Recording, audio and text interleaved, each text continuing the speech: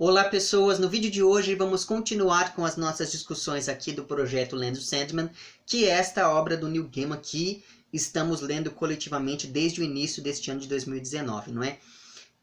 Nesse vídeo aqui eu vou fazer uma coisa diferente, porque esse encadernado, que é o 5º volume dessa edição definitiva, ele na verdade reúne algumas histórias de Sandman que de certo modo não fazem parte dos arcos principais. Então o que eu farei aqui vai ser tratar um pouquinho de todo o arco de uma única vez, até porque assim, enfim, senão teria de fazer vídeos muito curtos e aquela coisa toda para poder dar conta de cada uma dessas histórias aqui, não é? São 4 histórias, só que eu resolvi que eu não vou falar delas na ordem que elas aparecem aqui neste encadernado. Aí você me pergunta por quê, e não sei, eu simplesmente decidi fazer desse modo e começar os meus comentários aqui então por Noite Sem Fim, que é uma reunião de 7 contos, digamos, cada um deles dedicado a um perpétuo, ou as ações desse perpétuo na vida das pessoas.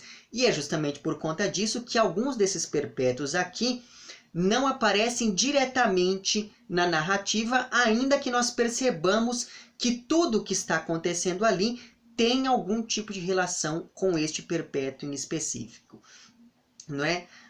Justamente por conta dessa abordagem mais direta dos perpétuos em si, talvez este seja um encadernado ideal tanto para quem já conhece toda essa mitologia criada pelo Neil Gaiman, quanto para quem ainda não conhece, para quem ainda está querendo aí começar a sua leitura de Sandman, porque cada uma dessas 7 narrativas dá conta de mostrar ao leitor quem são os membros dessa família que nós vamos acompanhar lá nos arcos principais de Sandman. Então, justamente por conta disso, eu acho que esse daqui é não apenas uma boa porta de entrada, mas também uma porta de saída muito interessante, não é, para o leitor. Então, justamente por conta disso, talvez você não precise ter um conhecimento aprofundado do que acontece em Sandman para poder chegar aqui em Noite Sem Fim. Portanto, vale aqui apenas recuperar um pouquinho da explicação sobre o que são, né, sobre quem são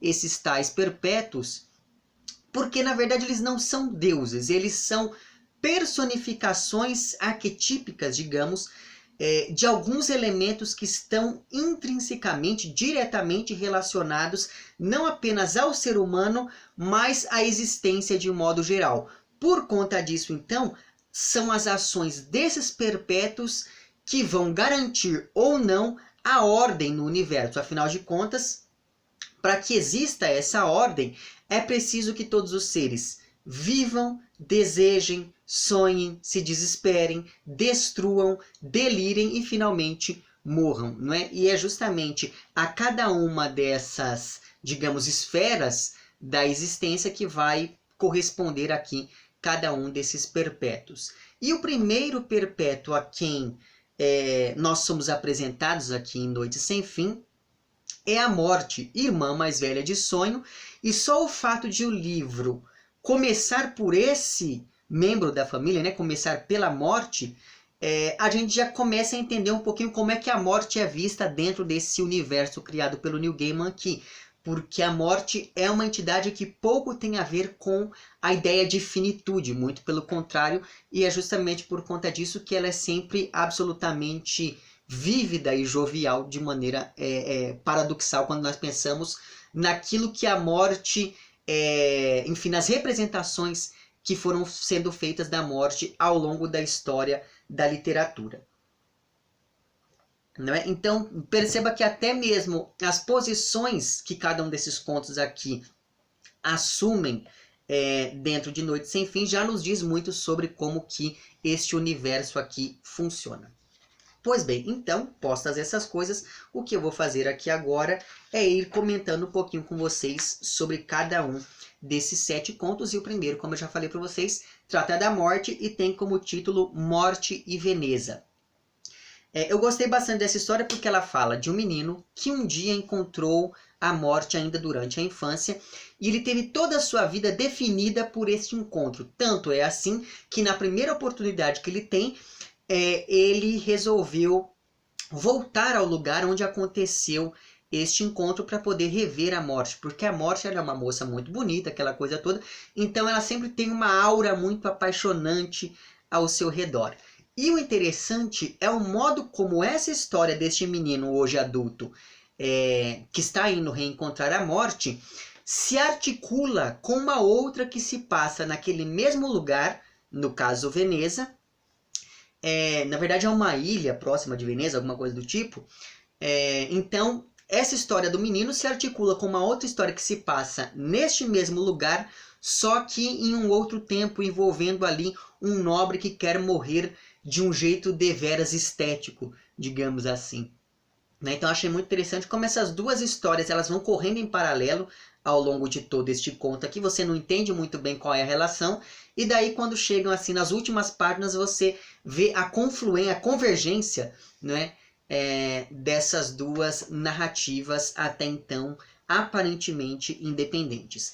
Muito bem, a segunda história aqui, o segundo conto, se chama O que Experimentei do Desejo, e evidentemente que o perpétuo que será contemplado aqui é desejo.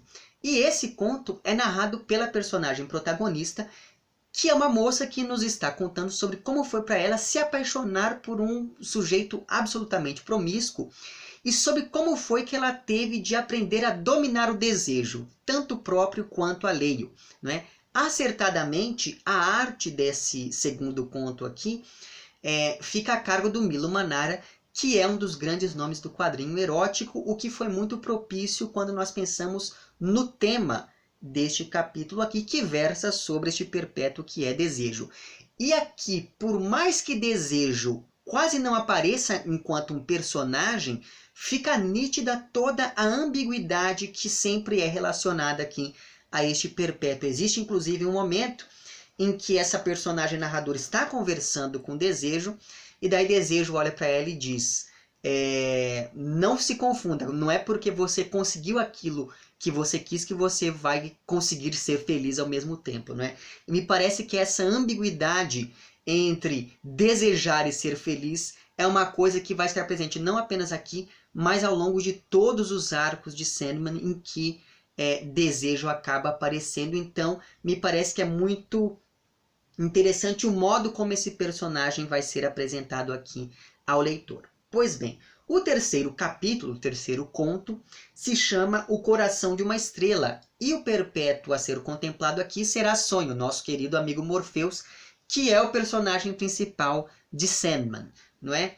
Este daqui é um capítulo em que finalmente nós ficamos sabendo o real motivo do desentendimento entre sonho e desejo, que é algo que vai ser muito importante para que depois nós entendamos qual é a relação entre esses dois irmãos ao longo de todos os arcos de Sandman, não é? Esse desentendimento primevo dos dois sempre vai ficar subentendido em vários pontos dos arcos da narrativa maior de Sandman, só que a gente nunca entende muito bem o motivo desse desentendimento. Pois bem, aqui finalmente nós ficamos sabendo a causa primeira de toda essa celeuma entre esses dois irmãos. Ou seja, este daqui é um capítulo que se aproxima mais da linha narrativa da série como um todo, ainda que este capítulo possua uma relativa independência. O que eu estou querendo dizer com isso aqui, você não precisa saber que depois esses dois irmãos vão ter todo esse desentendimento para poder ler isso daqui. Na verdade, talvez seja até interessante que você comece por essa história para que depois você entenda melhor o motivo ou os motivos que acabaram, enfim, levando esses irmãos a brigarem tanto, não é? E claro, por se passar antes dos eventos mais remotos narrados lá nos arcos principais de Sandman, este capítulo aqui, né, chamado Coração de uma Estrela, ganha um caráter muito explicativo, que juntamente com essa temática abordada aqui no capítulo, lembra bastante do que nós vimos lá em Sandman Prelúdios, não é? Prelúdios não, Sandman Prelúdio, que eu já comentei aqui dentro deste projeto. Ainda que aqui as explicações sejam muito mais coerentes com o comportamento dos personagens, né? Não lembro se eu disse isso no meu vídeo lá sobre Prelúdio, mas me parece que naquela HQ sobressai muito mais o trabalho estético com as imagens do que o roteiro em si, porque o roteiro me parece uma coisa meio corrida, meio jogada. Pois bem, todas as explicações que ficaram faltando lá no roteiro de Sandman Prelúdio vão finalmente aparecer aqui muito mais esmiuçadas, ainda que aqui, por ser apenas um capítulo dedicado ao sonho, tudo isso apareça de maneira absolutamente concentrada também, não é? Então, me parece que é uma boa leitura complementar, digamos assim, ao que nós temos lá em Prelúdio. Mas, enfim, o caso então é que o Morpheus está aqui se envolvendo com uma moça, como só ia acontecer, não é? E ele leva essa moça a uma convenção onde estão reunidos ali os outros perpétuos, então ele vai apresentar essa família, essa moça à sua família, mas além desses perpétuos, estão também presentes nessa convenção personificações de várias estrelas. E é por isso que eu me lembrei lá do que nós temos em Prelúdio, porque ali nós temos também essa coisa toda de que as galáxias e os astros celestes são personagens daquela narrativa, e a mesma coisa acontece aqui neste conto. Pois bem, e é a partir do relacionamento entre essa moça que o Morpheus apresenta à família e uma determinada estrela ali, que vai começar o desentendimento entre sonho e desejo. Pois bem, o próximo capítulo se chama 15 Retratos de Desespero, e esse daqui é um capítulo do qual gostei bastante, porque de maneira absolutamente experimental, esse capítulo vai oferecer ao leitor vários retratos do que seja, né, que representam ali esse perpétuo chamado desespero. E como o desespero é também todas as pessoas que se desesperam, o que nós vamos acompanhando aqui neste quarto capítulo são 15 histórias, uma mais angustiante do que a outra, e todas elas mostrando ali momentos de desespero de pessoas anônimas. E o interessante é que, como nós estamos em contato com as vozes desses personagens desesperados e com traços que são absolutamente caóticos nessa arte utilizada aqui neste quarto capítulo, isso acaba gerando um incômodo durante a nossa leitura, que faz com que o leitor se sinta de fato desesperado aqui diante de todas essas 15 narrativas absolutamente concisas. E isso foi um ótimo modo de apresentar essa que talvez seja um membro da família dos perpétuos que é menos comentada, né? Porque se você pega lá nos arcos de Sandman, geralmente a desespero ela sempre fica ali um pouco lateral dentro das histórias, e eu gostei bastante porque neste capítulo aqui a gente entra um pouquinho em contato com o que representa este perpétuo na vida das pessoas. E daí é claro que eu preciso mostrar aqui para vocês agora a arte deste capítulo, porque é uma arte, como eu falei para vocês, absolutamente angustiante. Eu não sei se vai dar para vocês verem aí direito, mas enfim, são imagens bem perturbadoras em alguns casos, mas de qualquer coisa no fim deste vídeo, se eu encontrar aqui este arco, né, digamos, eu coloco para que vocês vejam com um pouco, com um detalhamento um pouco maior. Então, talvez por conta desse experimentalismo com a linguagem imagética, ou ainda devido a essa ênfase dada a uma personagem que sempre foi mais lateral dentro das narrativas maiores de Sandman, que 15 Retratos de Desespero tenha sido o ponto alto da minha leitura aqui desse Noite Sem Fim, porque realmente ao entrar em contato com este capítulo, a experiência de leitura é algo muito incômoda, porém interessante. Daí nós temos o quinto capítulo chamado Entrando, que continua no mesmo tom experimental do capítulo anterior para tratar do reino de delírio.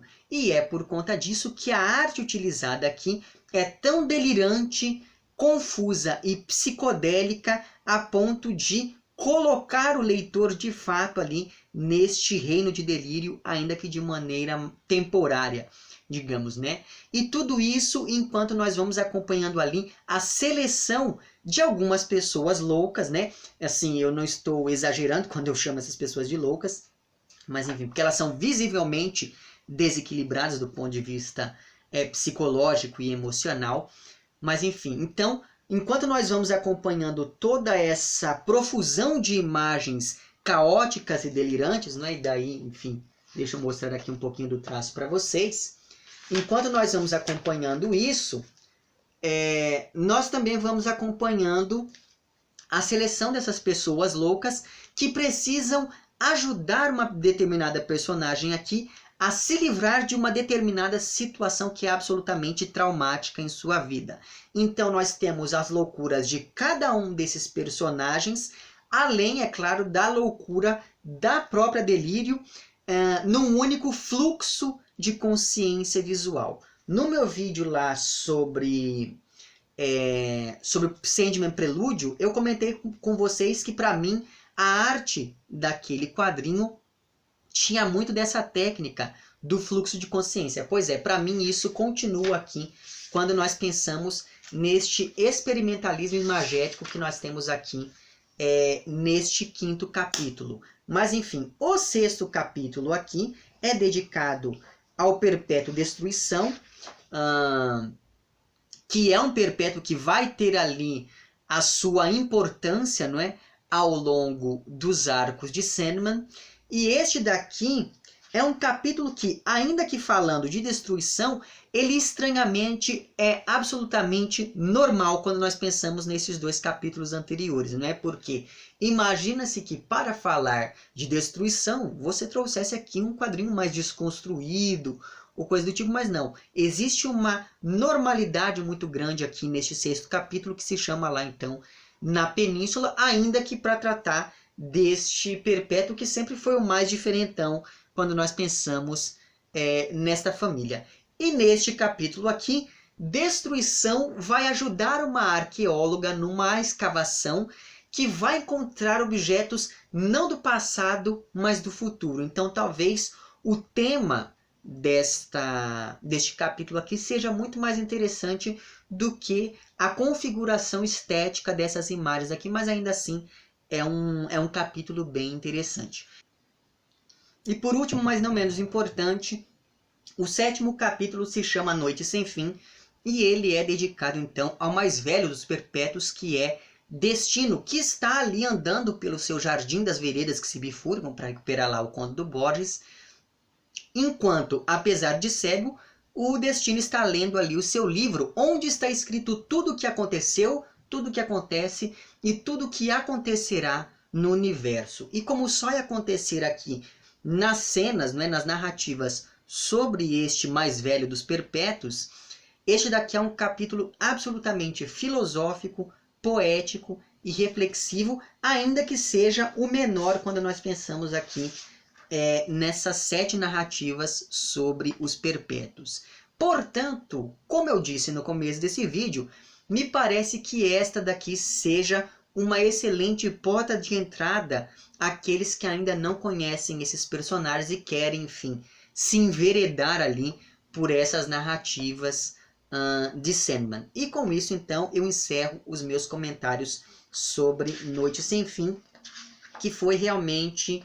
É muito bom você, depois que você acompanhou todos esses personagens também, você conhecer um pouco mais detalhadamente cada um deles aqui, né? Porque como o foco sempre incidiu mais sobre o sonho, tem alguns desses personagens que ainda permaneciam uma incógnita, pelo menos para mim, e daí aqui entrar em contato com eles foi muito interessante. Pois bem, agora, né, depois de Noite Sem Fim, eu gostaria de falar um pouquinho sobre Sandman Teatro do Mistério, ou Teatro da Meia-Noite, como também é chamado aqui em algum momento, que nada mais é do que um encontro entre o Wesley Dodds, que é o Sandman clássico da Era de Ouro da DC Comics, que enfim, foi um herói ali que apareceu nos anos de 1930, que usava um gás do sono que ele criou para fazer com que os seus inimigos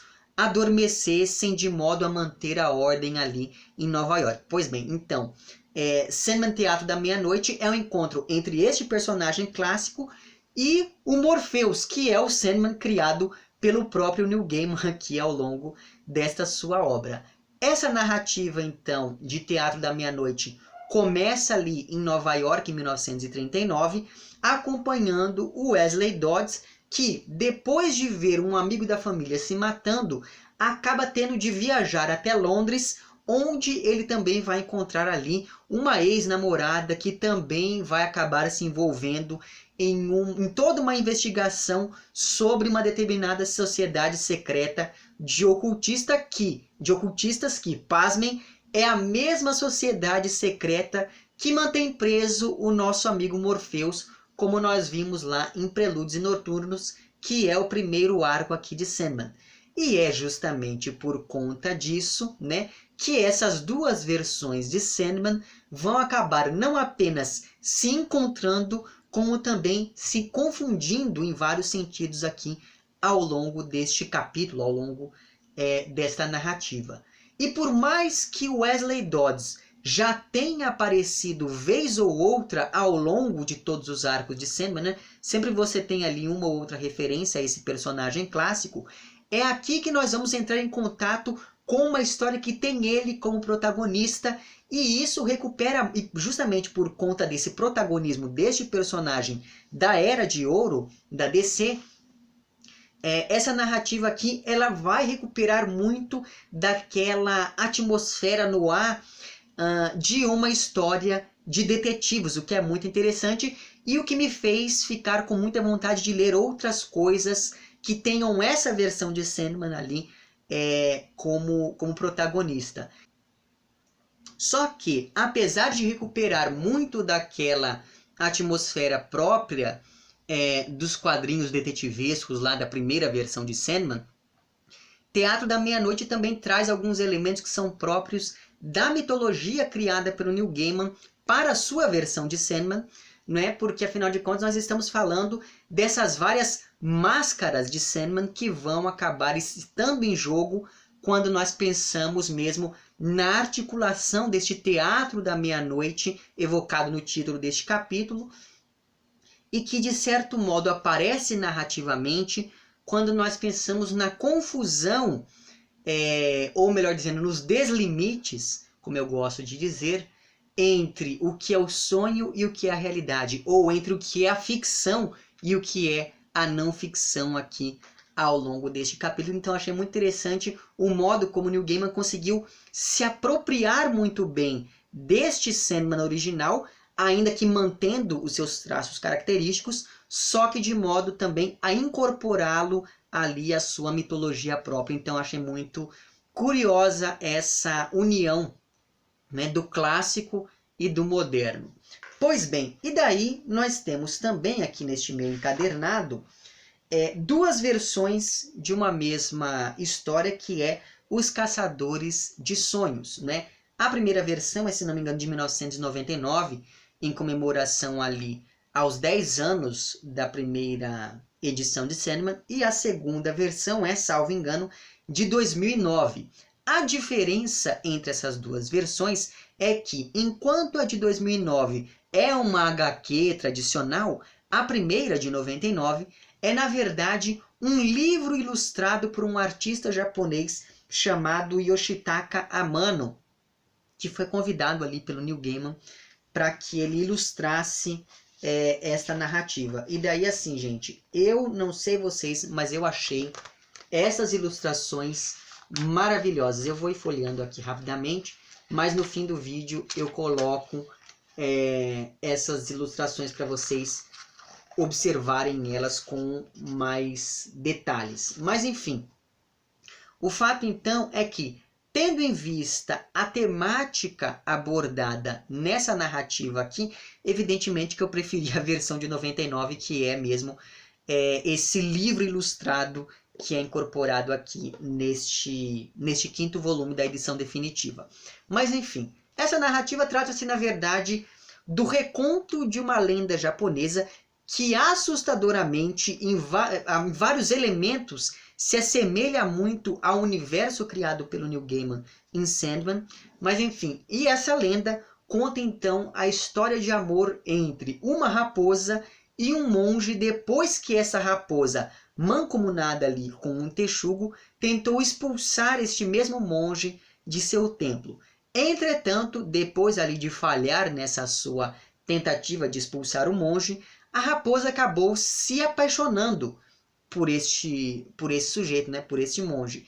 E é justamente por conta disso então que essa raposa decide ir buscar a ajuda do Senhor dos Sonhos depois que ela descobre que um sujeito muito poderoso daquela região planeja matar o monge no mundo do sonhar por meio ali de algumas entidades chamadas de caçadores, de devoradores de sonhos, enfim. Portanto, o Morpheus aqui é apenas um coadjuvante que se limita a intervir na medida do possível nessa história de amor entre o monge e a raposa.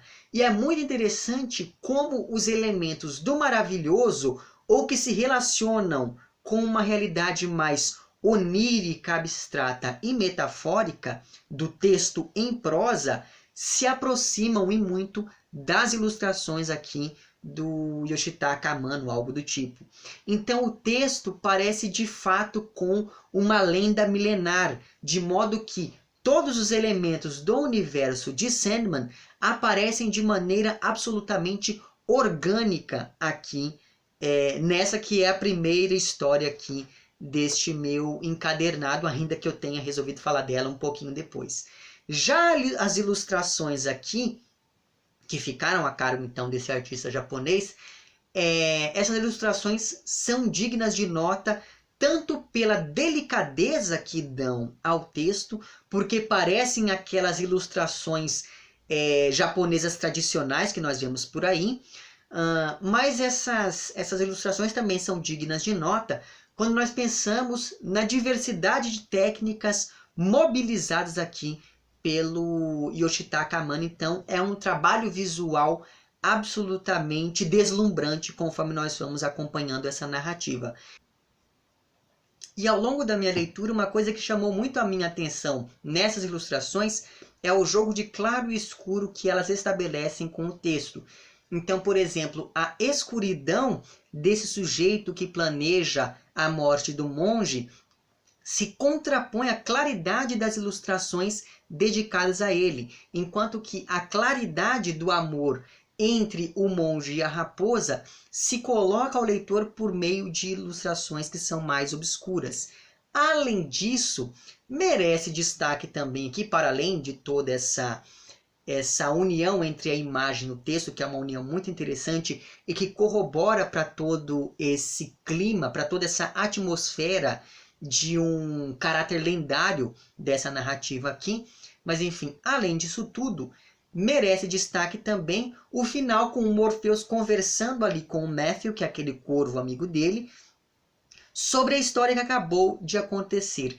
E esse trecho é particularmente interessante pelo que ele tem de metaficcional ao reforçar a ideia de que Sandman é uma obra sobre contar histórias, sobre histórias que estão sendo contadas. E a ânsia do Matthew aqui, tentando buscar um sentido para aquela história que acabou de acontecer, é a mesma de qualquer leitor, de qualquer pessoa buscando sentido na literatura, na ficção, nos sonhos e na vida de modo geral. Então, como não bastasse toda a articulação que nós vamos acompanhando ao longo da narrativa, esse final com o Neil Gaiman colocando o Morpheus e o Matthew conversando, para mim foi um final absolutamente interessante quando nós pensamos na aproximação entre este capítulo aqui, digamos, né, e essas narrativas maiores ali de Sandman. E a última coisa sobre a qual gostaria de comentar aqui com vocês é, na verdade, o primeiro texto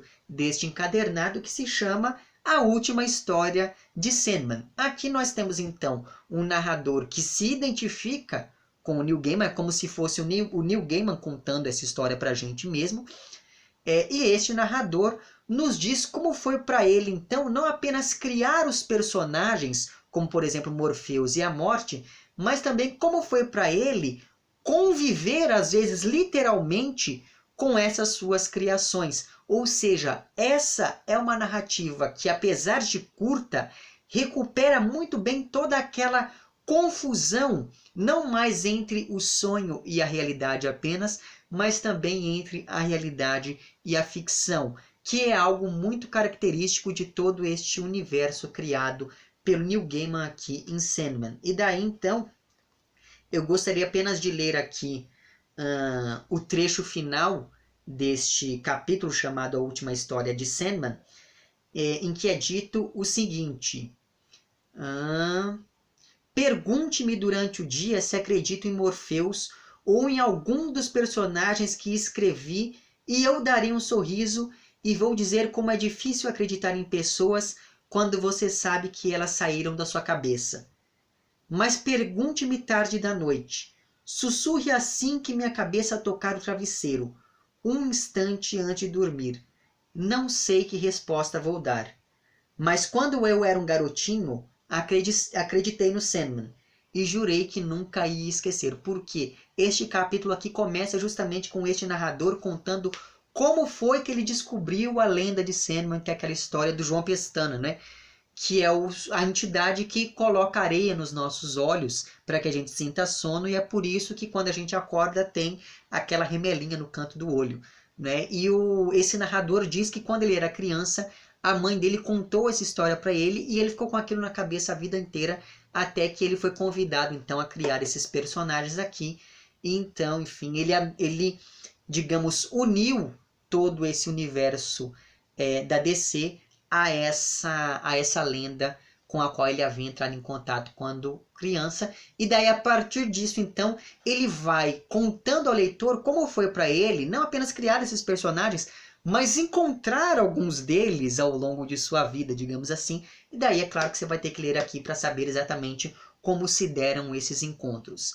Enfim, chegamos então ao fim de mais uma discussão aqui sobre mais um desses encadernados, não é? Agora falta apenas que nós tratemos do encadernado sobre a morte, e assim a gente vai encerrando, pelo menos por enquanto, este projeto, uma vez que o Neil Gaiman já começou ali a produzir outras narrativas que se aproximam de alguma maneira deste universo aqui de Sandman, certo? Já como eu venho dizendo para vocês há algum tempo, eu já estou começando a me sentir órfão aqui desses personagens, mas sempre existe a possibilidade de reler esta obra que, na minha humilde opinião, é assim indispensável e imprescindível a qualquer leitor. E é justamente por conta disso que eu recomendo com veemência que você também embarque nessa narrativa, não é? Nessas narrativas. É isso então. Se eu esqueci de dizer alguma coisa, complemente lá embaixo nos comentários. Se você gostou do vídeo, não esqueça de curtir e de compartilhar. E caso não tenha gostado, não deixe de dizer o porquê de não ter gostado lá embaixo também, certo? É isso então. Muito obrigado pela inscrição, caso você seja inscrito. E considere se inscrever nesse canal, caso você não seja inscrito. E é isso então. Um amplex para vocês todos. Até o próximo vídeo e tchau.